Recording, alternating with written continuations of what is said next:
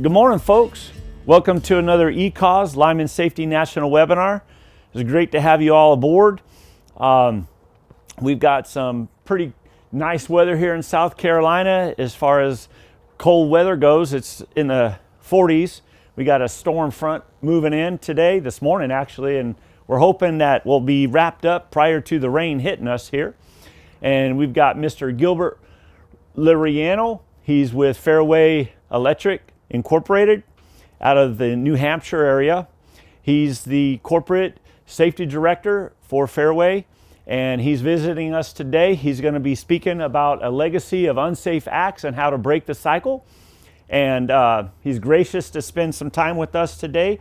And I think it was about March, March or so, his boss, we started asking questions regarding folks coming on board, some certified utility safety professionals, CUSP folks coming on board and doing these monthly Lineman Safety National webinars, and Gilbert's boss volunteered him. So he's like, what?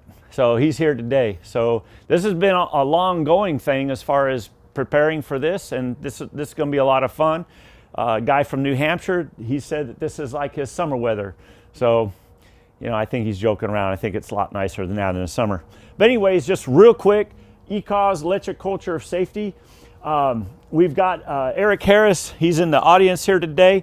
He's going to be speaking tomorrow from PG&E. PG&E flew him out here, so he'll be here tomorrow. So that's going to be another great episode to share and save for your safety archives from now on. But ECAUS, we have officially, as of today, we have over 4,200 registered members throughout the United States. We got some in Canada, and there are some international folks that are registered. So this is growing. You can see that we just picked up JL Matthews. Hi there, JL Matthews, as far as endorsement, and Gelco. And we just also, about a month ago, got Xcel Energy. And these folks are sharing with their contacts. They're sharing with Xcel Energy, sharing with their linemen over all their states that they cover, whether it's Colorado, whether it's Texas, Minnesota, and North Dakota. So they're sharing with all their linemen. And as you can see, we have a lot of good endorsers, and this is growing. Since Danny Rains opened up back in February, when we all officially started Electric Culture of Safety, it's just amazing what's gone on since then. We've got Lito Wilkins has spoken, Danny Rains again, Mr. William Martin. We had Rod Courtney, we had Caleb Thompson, Brady Hansen, we had Jimmy Duncan, and we had Derek Sang, and we have Mr. Dwight Miller coming in December, and Danny Rains again in December. You guys know Danny Rains, but Dwight Miller, he's with the Ohio Electric Cooperative Association. And so we've got good speakers, and we're doing about 2 a month now, 2 every single month, and there's no cost to anybody. Just real quick, let you all know that anybody can come here, up to 40 attendees per session. Just let us know ahead of time. And also, we're going to show you our Live Line Training Center in South Carolina, where we're at. And what we have here is we have some underground. We have some overhead transmission. We got a little we got 3-phase overhead and underground. And come over here, Skylar. And we've got some equipment that's all professionally installed. Dominion Power, SCE and G. Before it became Dominion Power, it's all been installed. And what we're going to do is we're going to go ahead and go in with substation and put in more equipment. And we're going to go with a big cover over all this. So you guys could come anytime, sign up, let us know, and you could bring your crews in, and we train live at no cost. This will be used at no cost for anybody who wants to use it for their crews.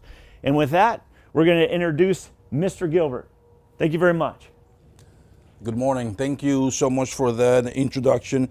Again, my name is Gilbert Laureano, as Brent mentioned, and I have been a safety professional for about 18 years, 10 of them in the electrical transmission and distribution industry, before that on the energy side, and is absolutely honored to be here today with all of you guys to talk about some of the concerns we have in safety, and Echoes has been tremendous on trying to close that gap between what we know, what is a safety management system, and what is human behavior and human performance in our industry. So a little bit about our company. I am the safety corporate director for Fairway Electric. It's a company out of New Hampshire.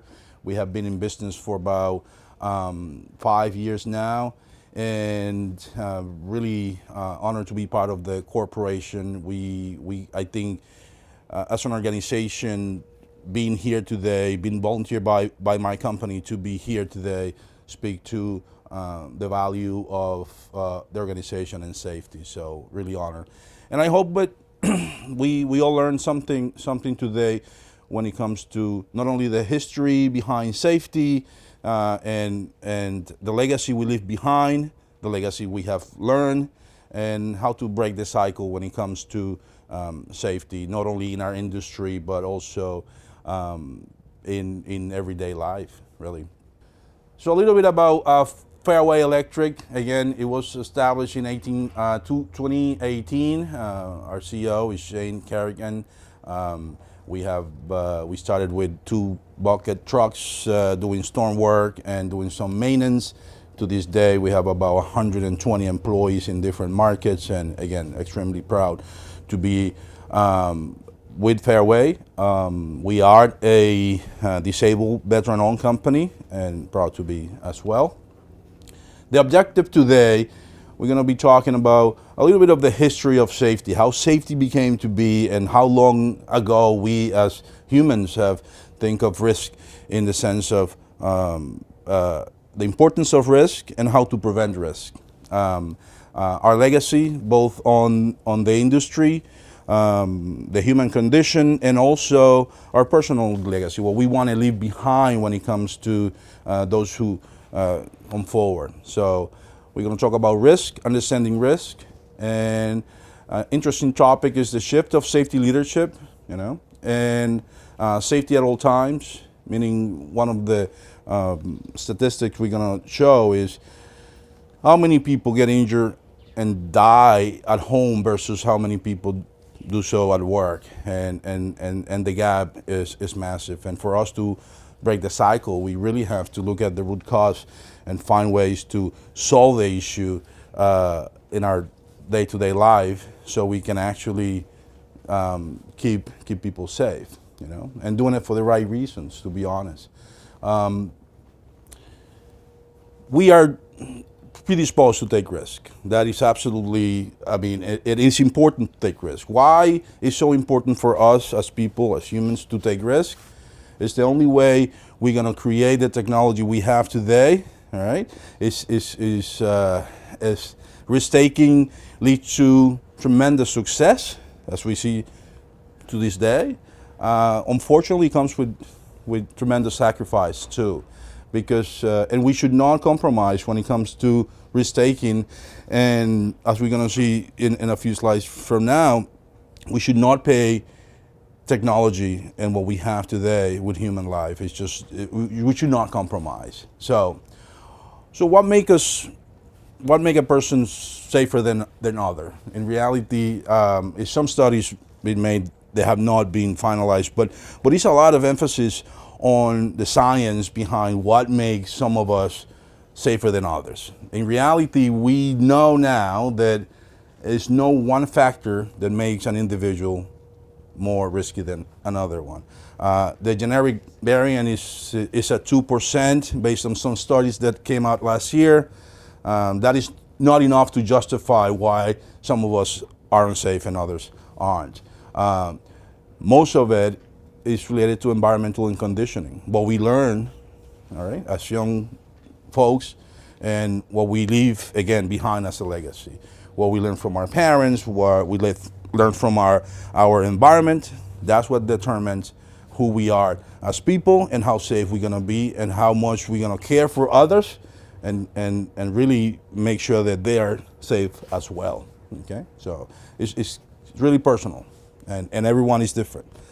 How to deal with hazards? So the influence of cognitive and emotional process in decision making may affect how risky situations are addressed. What we mean by that is that if we have a task and it's 5 people doing the same task, perhaps everyone is looking at the task and looking at the risk differently. All right? Why? Because I just said, we as people are all different and we see risk differently. So the only way to address the issue in a way that is effective is by collectively looking at the risk, discuss the risk, and come with some consensus of how to do it safe.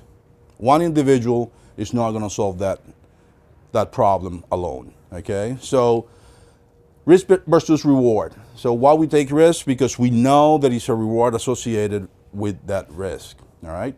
And the other one is perception is reality. We know for a fact that we all see the risk differently. So we see in the cartoon here, the 6 and the 9, they debating what is that they're looking at.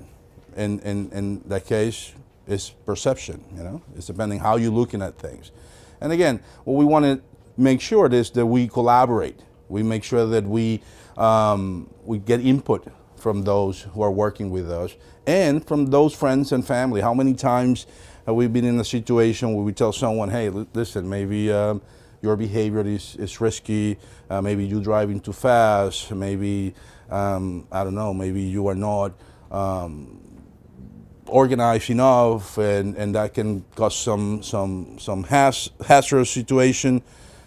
You know, we have to make sure that we help each other, speak to what we see, and have the courage to act when needed. All right.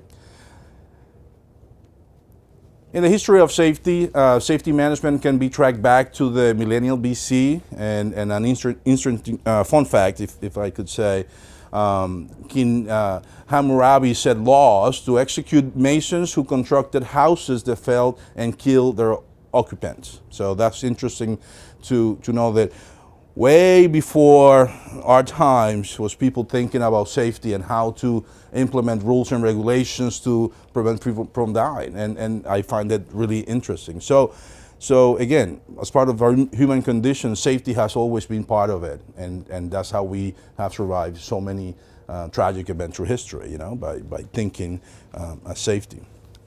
All right. Risk tolerance, again, another interesting fact from legacy is Leonardo da Vinci in the 1485, he designed the first parachute ever created, and that was a long time ago. The difference between his level of risk tolerance and, in this case, Franz Richet in 1912 is that Franz decided to test his. Leonardo da Vinci knew better and decided not to.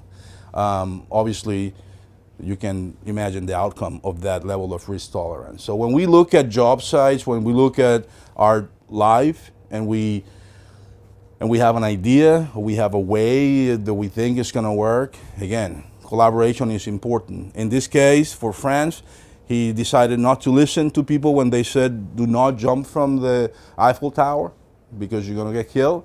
He trusts his design so much that he decided to do it, costing his life.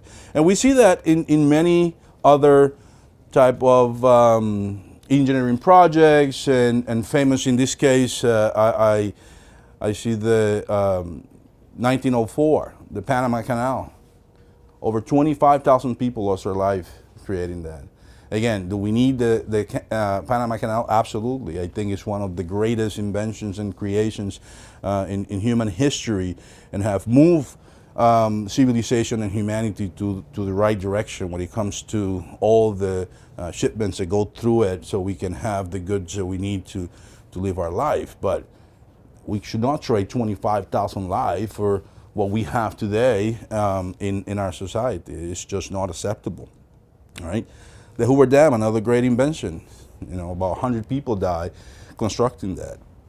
Again, we are trading technology for human life, and we have to change. We cannot continue that path. Because of that legacy left by the inventions and the construction causing so many fatalities, we have the age of safety. And it started in the 1750s with the invention of the steam engine.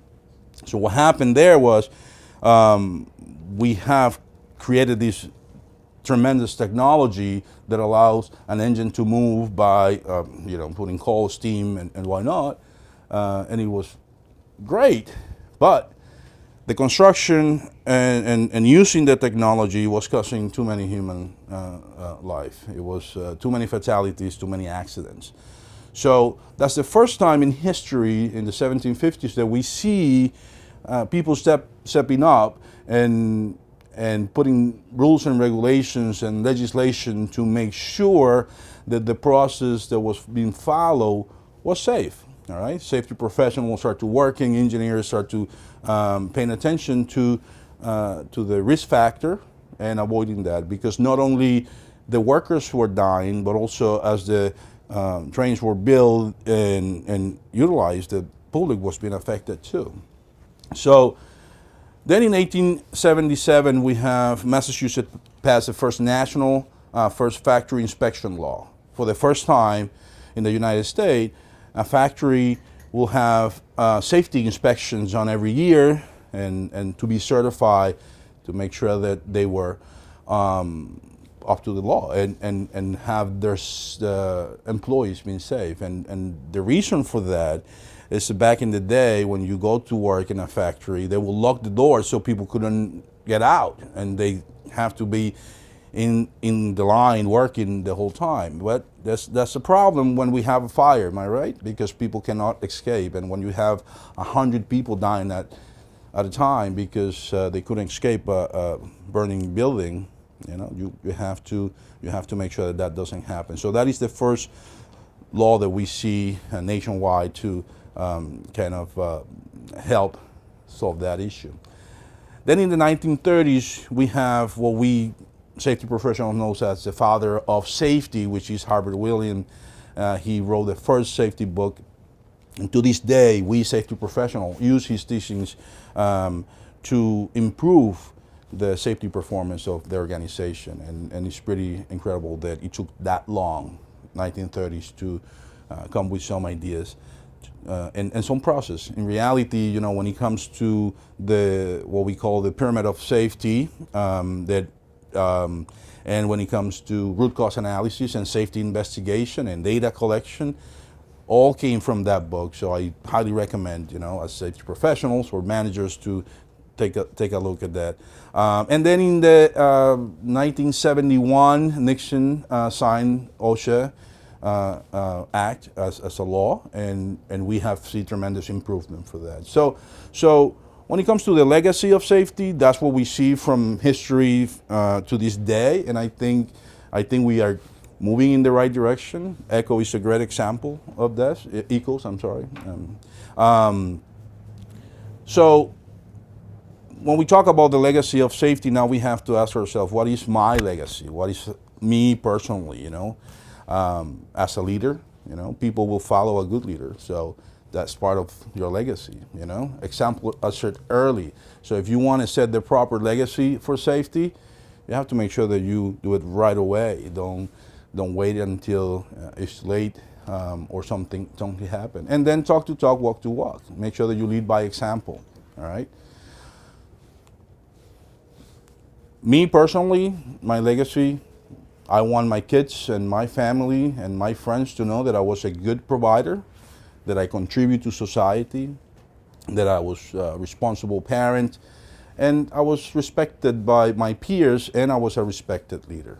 So that is my core legacy, what I want to leave behind when I'm no longer here. I want to make sure that people remember that and can follow through, and I think that's important. We have seen a shift on safety in the last few years, and I think we all agree, we have seen it as well. What to be a successful safety leader? Safety leader takes compassion, great communication skills, self-awareness, to name a few. Even in my time as a safety professional, 18 years doing this, one thing, when I started as a safety professional, I was the one walking with the OSHA book and saying, well, I'm right, because it's black and white. It's what That's what he's saying, So you're wrong, I'm right, I'm the safety guy. That doesn't work. It never, ever gonna work. You have to understand that rules are put in place for a reason, and there are good reasons, sometimes because people get injured, lose their life, and you have to take action. Again, we're going back to the millennia BC, you put laws and rules in place to make sure that you prevent. Obviously, at that time, something was happening. People were building houses, the houses were collapsing, and a law has to be implemented. But that doesn't mean that it's black and white. It's not as simple. So when we talk about compassion, put yourself in the shoes of those who might make mistakes, and as a safety professional, don't go at them and look at them and say, well, you did that wrong and it's your fault. We'll talk about that in a few slides ahead, but safety leadership don't start with the safety professional either. And we'll talk about the legacy of so many great CEOs and managers who have made that shift on safety leadership from that level up, and has been great. And I think one of my favorite is Paul O'Neill, and I don't know if whoever doesn't know about him, I highly recommend that you study him and read about him. He passed away a few years ago, but has been a legacy of safety that is tremendous. His book, The Power of Safety, talk about, he was never a safety professional. He was the CEO of Alcoa, all right? When he started in Alcoa, and they had a poor safety record. And when he took the CEO position, the first speech he made was about how they were going to fix safety. And you can imagine at that level, a company who was valued $3 billion, public company, that the investors, the managers, everyone, every executive was really concerned that his direction was the wrong direction, because putting so much effort, so much money on safety was going to take away from their shares. In reality, he didn't budge. He kept his mindset as part of his legacy, and he made Alcoa one of the most profitable companies in the United States, if not in the whole planet. Making $27 billion. He never wavered. Okay, and it's a great book. He has about 3 books that are worth reading, and starting from this one, The Power of Safety. And it's nothing a safety professional can do with the backing and the support and the leadership of a good CEO and a good management team in the organization. All right, building a positive safety legacy from this book, People Work. Kevin Byrne is a great speaker, and also he has the 3 tips to build a positive legacy in safety, and the legacy you create in safety must be on purpose. It cannot be by accident. What we mean by that is, you can go to a job site, visit 3 crews, and the 3 crews have different safety cultures.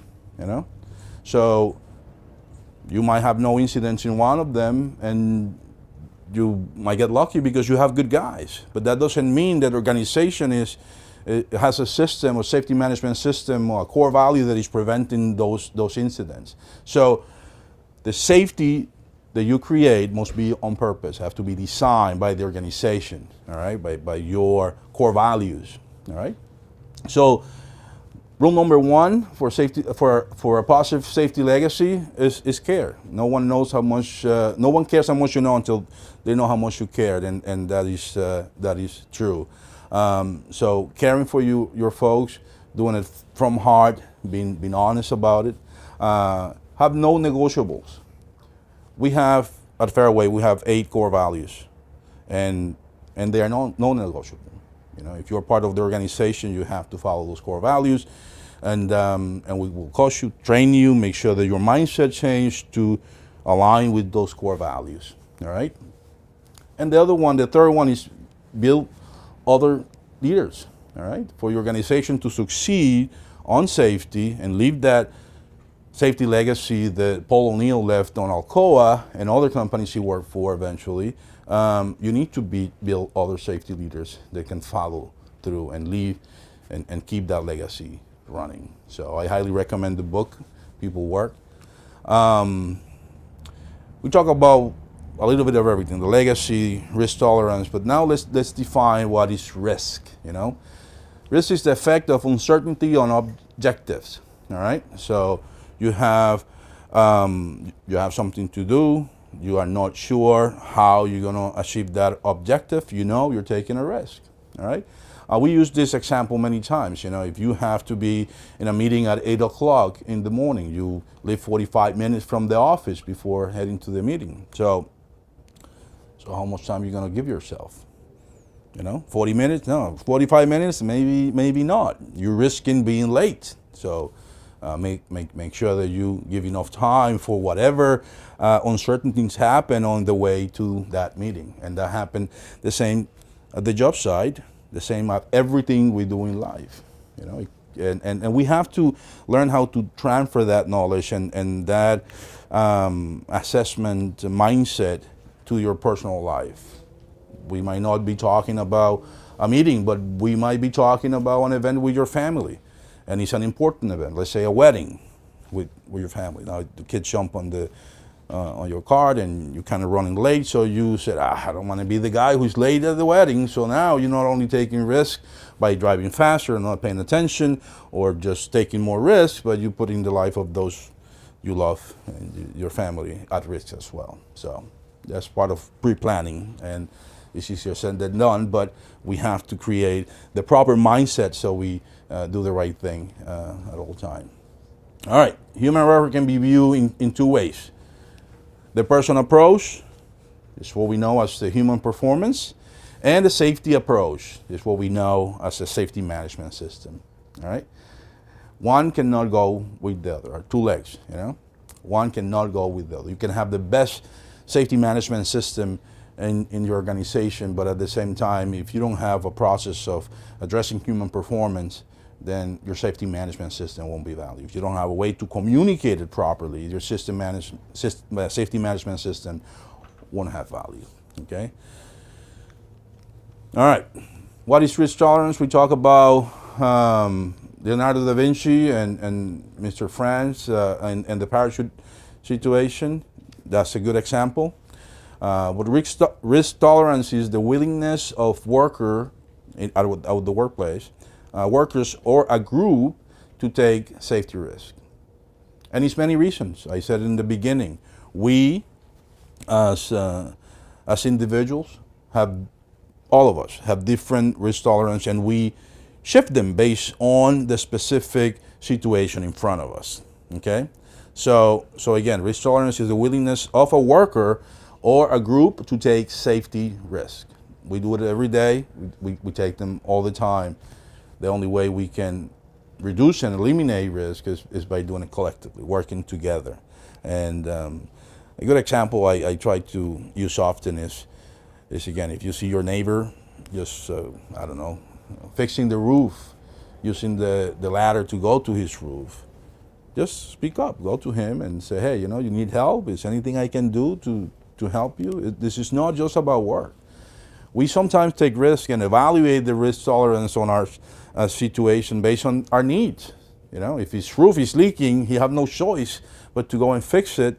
And he might not have no one else to help him. You might be the guy, go and give him a hand.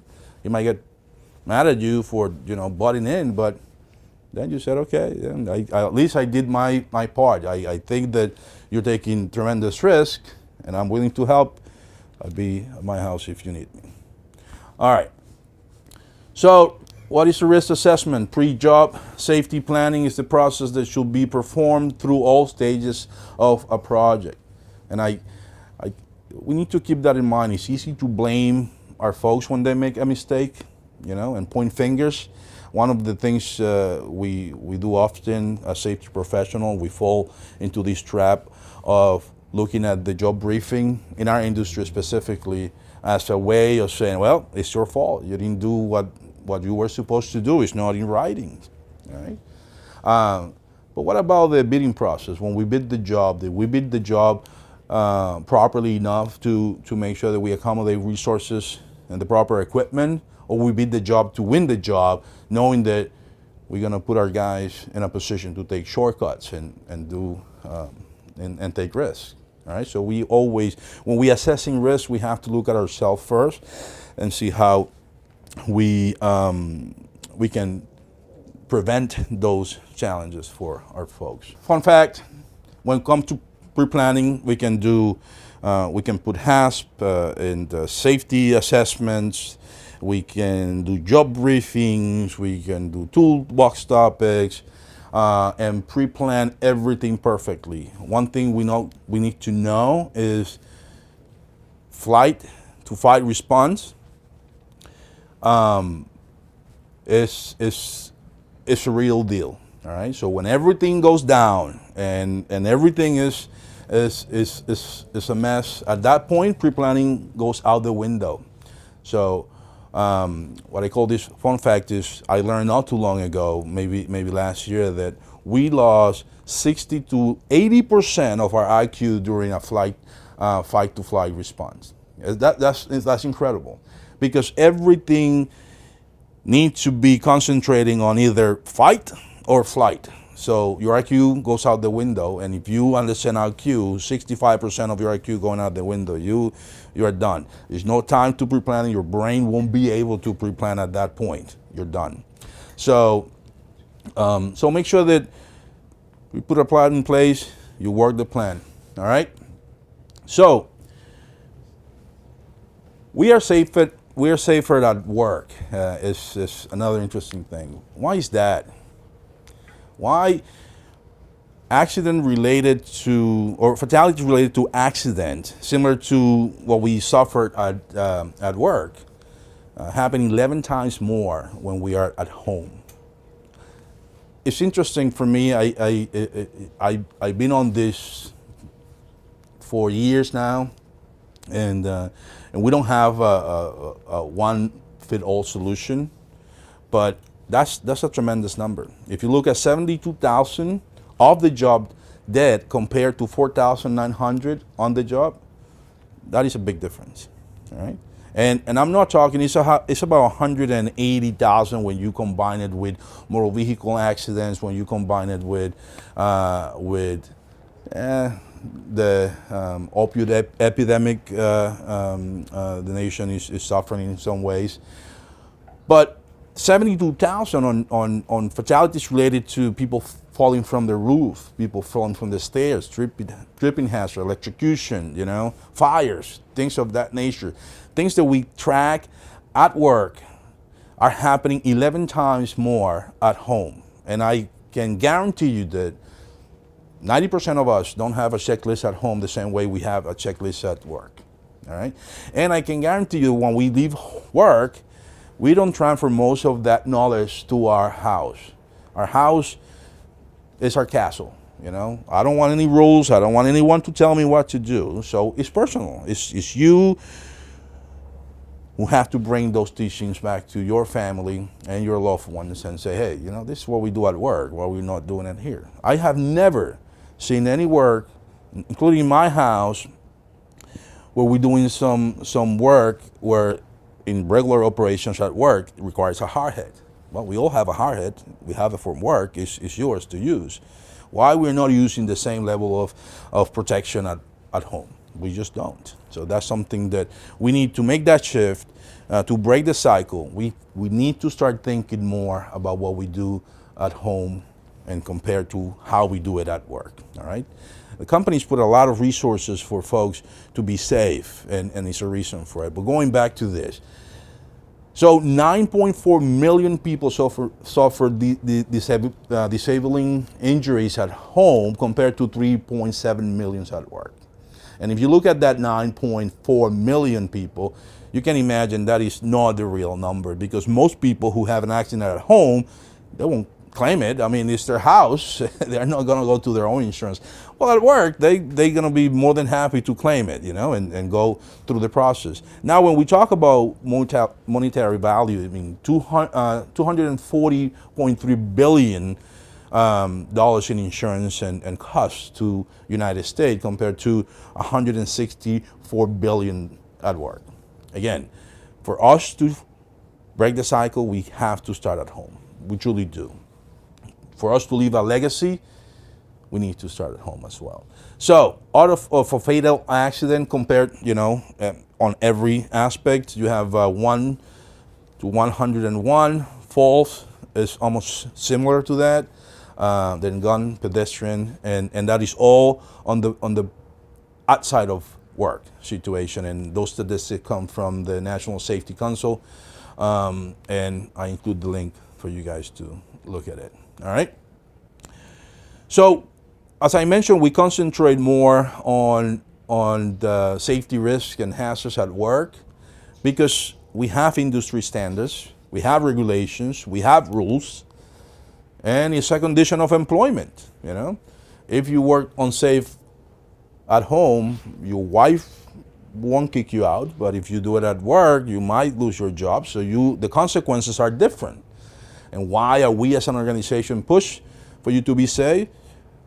Truly because we care about you, but in reality, how that starts is because it's legal consequences of not doing so. So when we talk about risk versus reward, we know as an organization that if we keep you safe, we can keep working. So that is the difference in reality. So we have to take that and transfer it home. All right. Really quick on this work-related accident, 9%. Okay. Construction, transportation, all across all industries. 9%. Public spaces, 27%. Playgrounds, swimming pools, community parks, state parks. Now, when we go to at home, all right, 53%. 53% of accidents. All injuries involve accidents occur at home. This include accidents inside or outside the home. Doing construction, cleaning solvents, large appliance, toy play sets, sporting equipment, and electronics.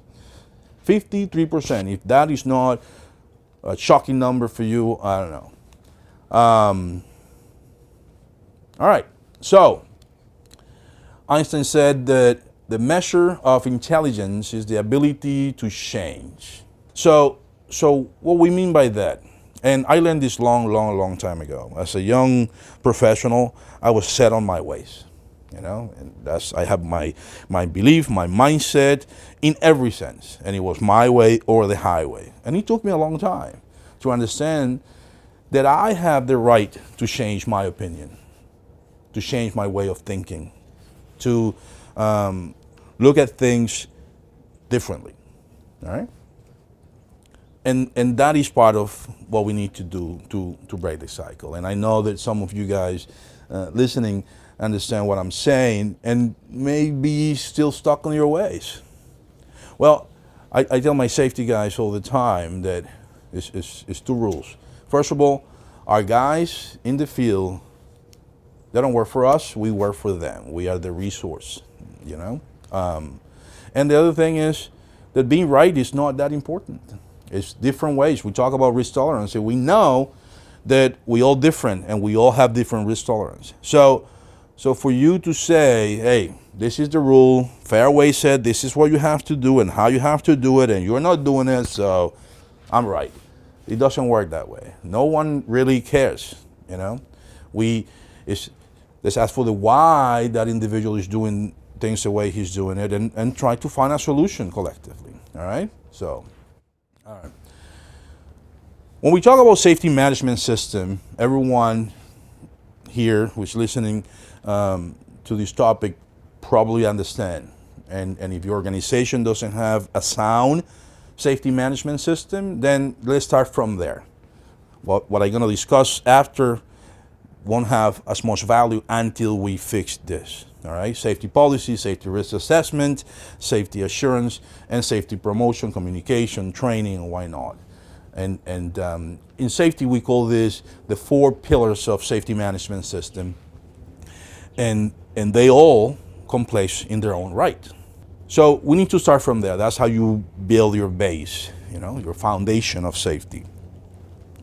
Now, we talk about how we have so much more accidents related to outside of work, and how we're not doing enough to fix that issue. So why don't we build 4 pillars of safety in general, to bring back home, to use it at work, but to close that gap between what we have for a safety management system that is in some ways really technical to and we talk about human performance, that is important too, but how we close the gap in a way to break that cycle, all right? So 4 pillars of safety legacy, what I want to leave behind. The number one is make it personal.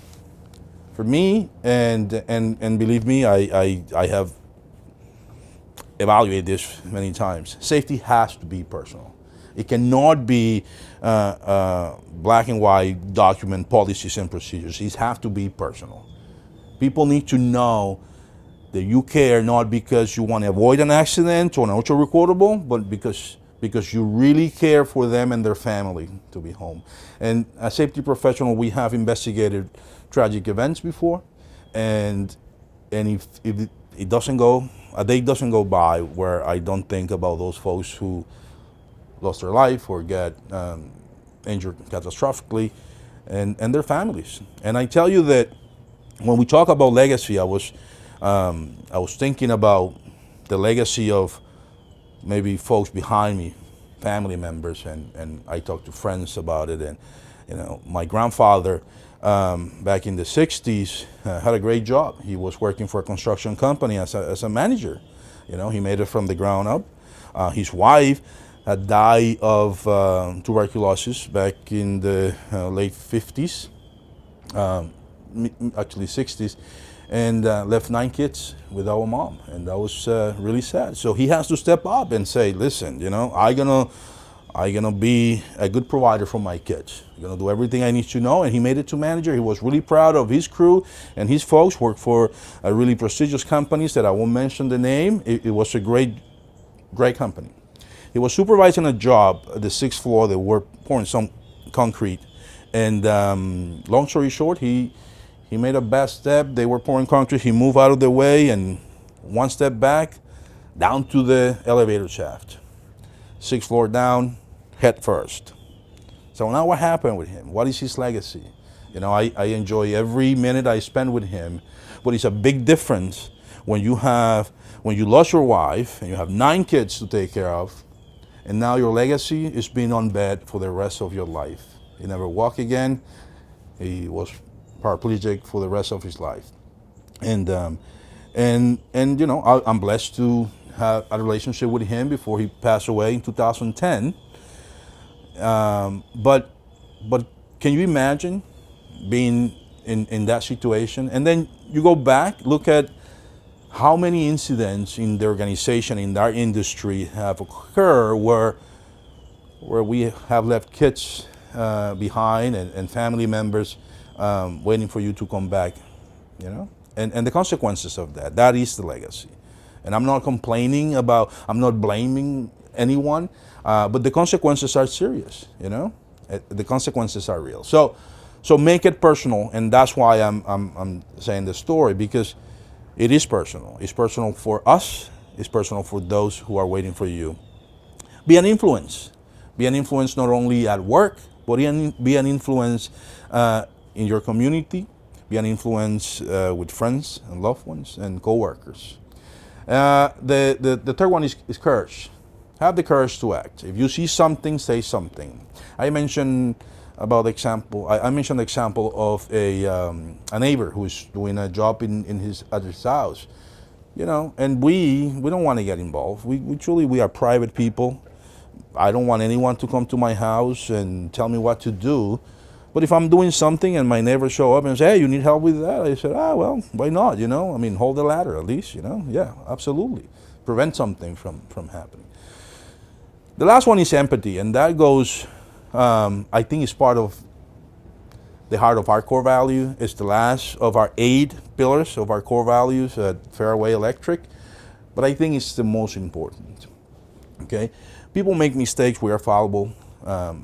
We need to understand why people make mistakes and be empathetic, you know? Make sure that every day is different for everyone, you know? If you see someone who is going through a rough time, or maybe look like it is, but he's not talking about it, he wants to be tough and not Ask him. Hey, say, hey, you okay? I notice you don't look the same. I mean, what's going on? Anything I can do? Okay. And he might tell you, he might not, but pay attention to that. Empathy, I'm sorry, is critical. And we'll talk about that more in detail. So we have our 4 pillars of safety management system: policy, risk management, assurance, and promotion. Now let's talk about the legacy of safety pillars, what you make personal. Make it personal: influence, courage, and empathy. All right? Safety starts at home. That's it. If you go to work and you are the safest worker, more productive worker, but you go at home and you allow tripping hazard all over the place. I have 5 kids. The oldest ones are out of the house, but they're messy. Yes, they are. So teach them young. Hey, you're leaving your toys here can cause a tripping hazard. Be empathetic with your kids and your family, but make sure that those are rules set at home too, and calculate your personal risk tolerance. That is something that I evaluate on myself. I mean, it's easier to talk about risk tolerance, but it's hard to look deep into what is your risk tolerance. All right. So look at that and see what things you need to change in your personal life to make you safer. All right. Avoid making safety checklists at work and things that are just to go through the motions. So that's why when we say it's personal, nothing to do with documents, policies, and procedures. It has to do with you and your feelings on how you determine safety should be based on your knowledge. Another thing that I think is important when making safety personal is do not generalize. We use the word safety so much that we have lost the meaning of it. All right. So when we tell a person, hey, drive safe, what do we mean by that? Really, if you're gonna say, hey, drive safe, be specific about it. Hey, you guys are driving to that job site. Remember, low bridges. Remember to buckle up. Remember to pay attention. Don't text. Make the hey, drive safe. Make it personal. Make it direct. Make it specific. Don't even say be safe. Just explain why. Hey, I care about you and your family. Make sure that you are taking precautions. Buckle up. Don't drive too fast. Okay, make it personal. All right. Avoid labels.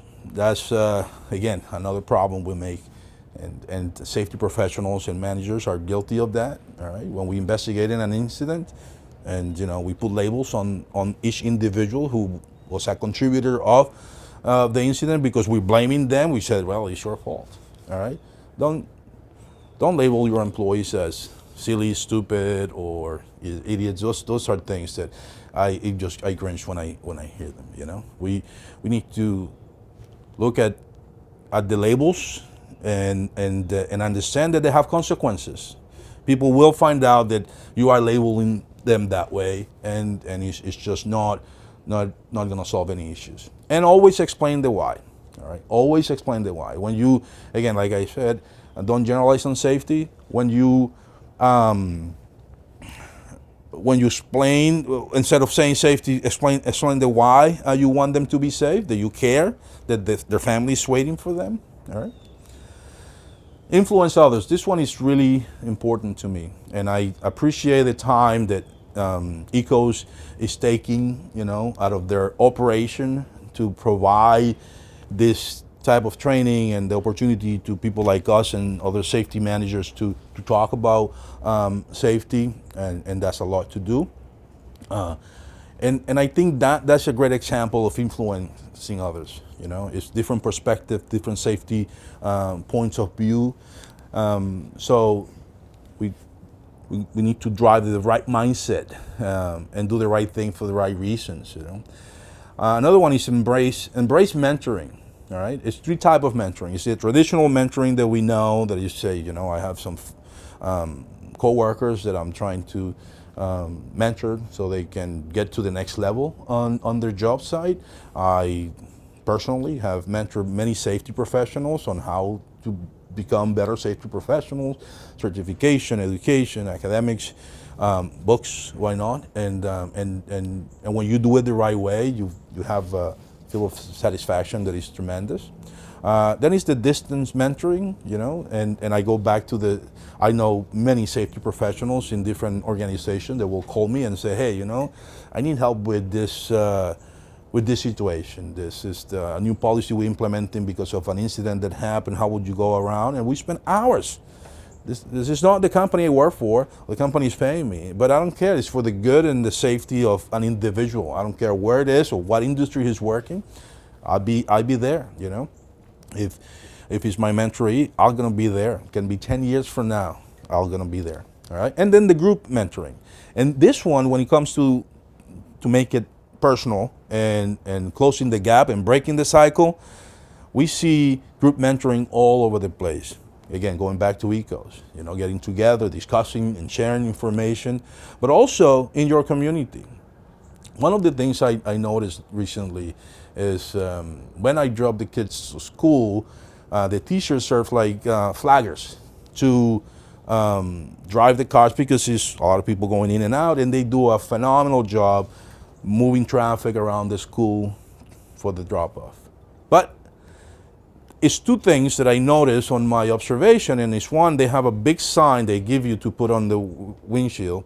So it's like your certification that allows you to be at school. And the other one is that it's so many cars, it's hard to see them as they spotting or flagging traffic. So step in, say, hey, let's have a discussion about it at the school level. Maybe we can provide some best, maybe some training, and maybe a different method, because when you put this big paper in front of the windshield, guess what? Now I can see you even less. So you can tell by their operation that safety was not involved. And then that's a concern. So as a group mentoring, just try to step in, have the courage to act, and do something and we have solved the issue.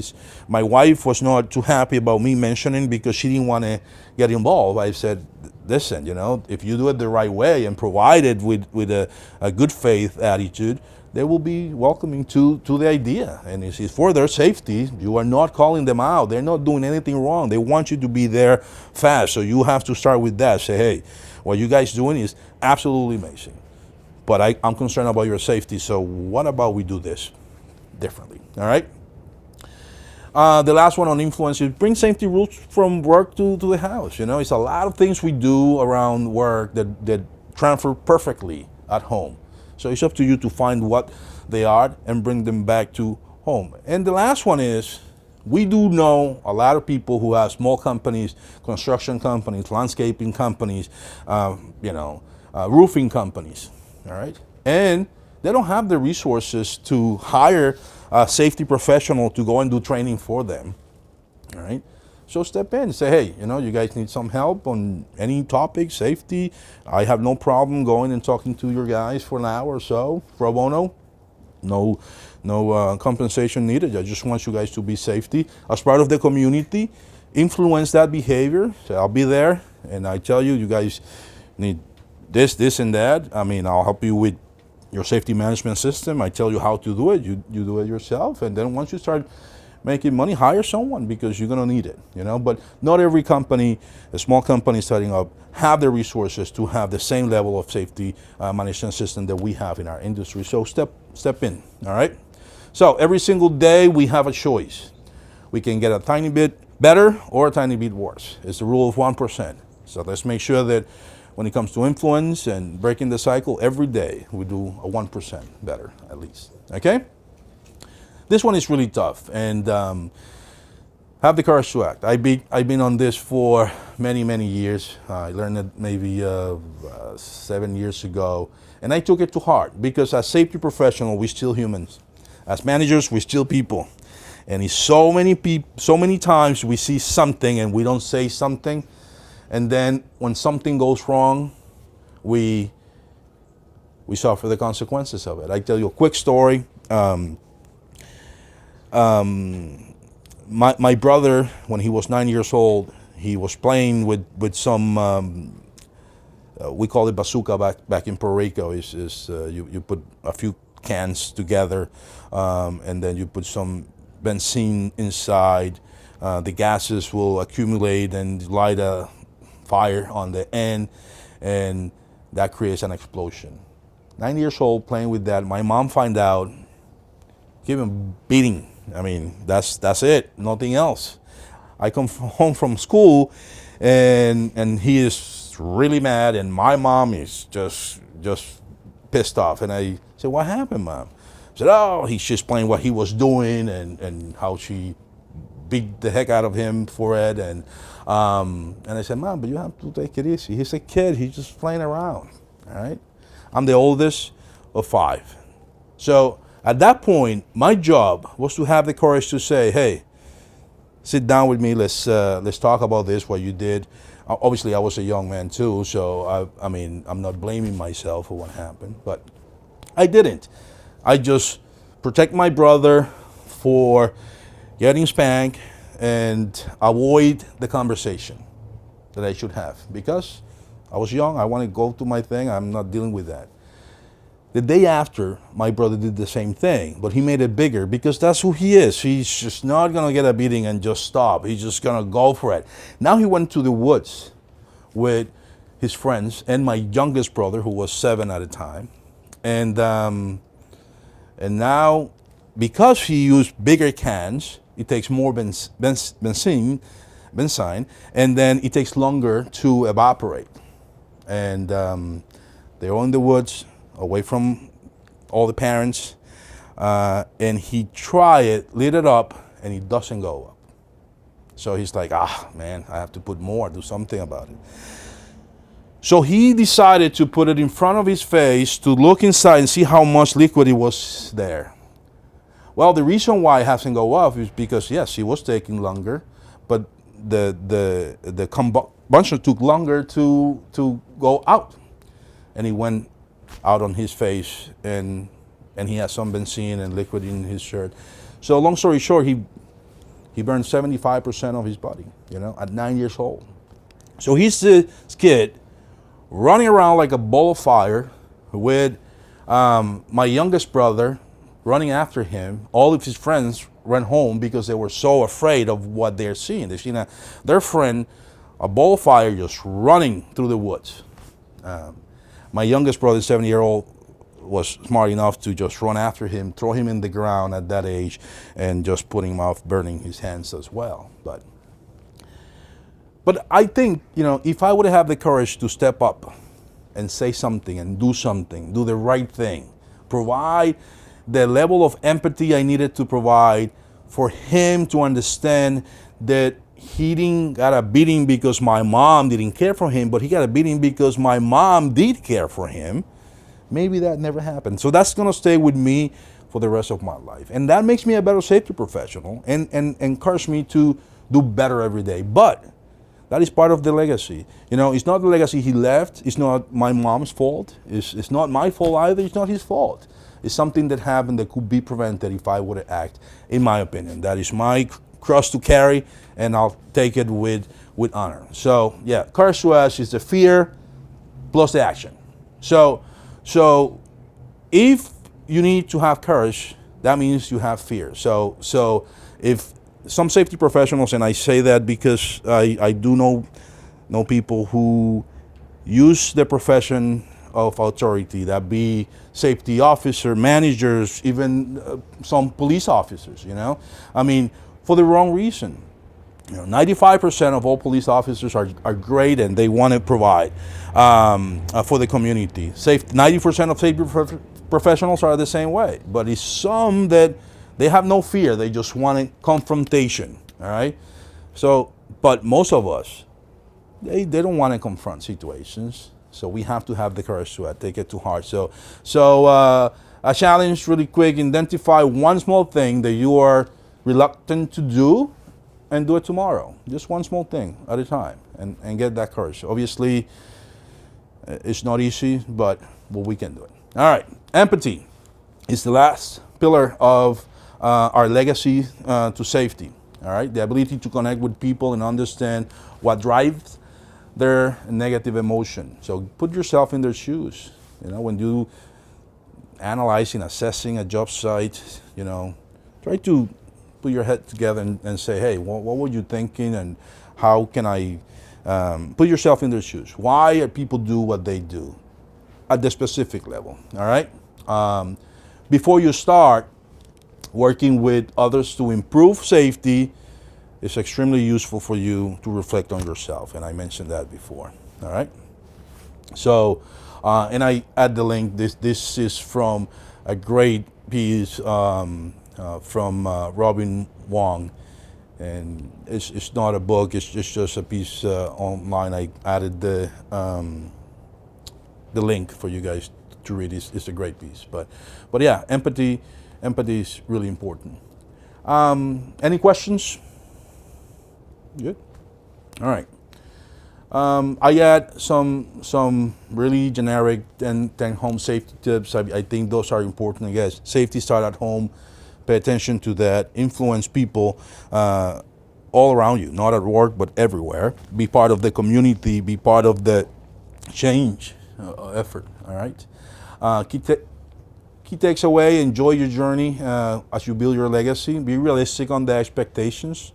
Let self-awareness be your compass toward making a positive change in your community, okay? And be happy doing it, really. Enjoy what you do. I have been a safety professional for 18 years, and I love every minute of it. And it states that when you have to deal with catastrophic events, that you might not like it as much, but you learn from it, and I think you can make a huge impact by, I don't know, learning from those mistakes. Let's avoid them because they are too painful. When you have to call someone and let them know that their dad or mom are not going home is tough. But I think that's what we're doing here. I wanted to our values again. I talked about the peers of our 8 core values: safety and well-being, honesty, integrity, humility, loyalty, responsibility, motivation, and empathy. Okay, and as you can see here, I truly believe, I want to point out that this was not created by me or the safety team.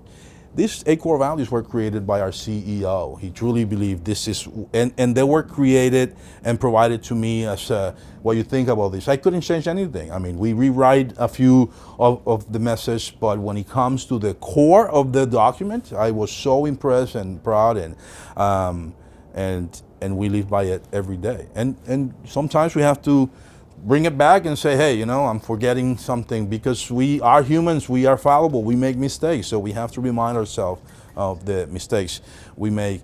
But just an example, safety must be personal. There will be enough individuals to always come before financial gain. No one's care how much you know until they know how much you care. Remember that. And I do want to leave you guys with some good reads. This is some of the books that I have read in the last few years that helped me be a better safety professional. Culture of Safety is a great short book. And I got, let me see what section from here. Yes, the 70% reduction on fight and flight response come from that book. I was really shocked to learn that. Start with Why. I read a few years ago, and it's tremendous.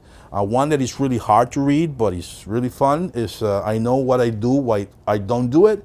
Another one that is simple to read, but kind of out there, but fun at the same time, is 5 a.m. Club.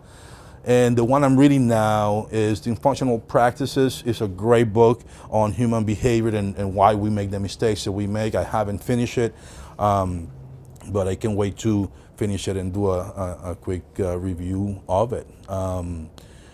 I do want to thank Bierer and Echoes for the invitation, and everyone who has worked so hard to make sure this happened. This talk was really unique in the sense of bringing new perspective, or bringing really knowledge of my past and some other technical. So I don't expect to talk about this again in this format. I know I combine a lot of things together, so it can be confusing. I welcome everyone to send me an email, call me, let me know if you have any questions and you have any input. So other than that, I appreciate the opportunity, and I can't wait to do it again. So thank you.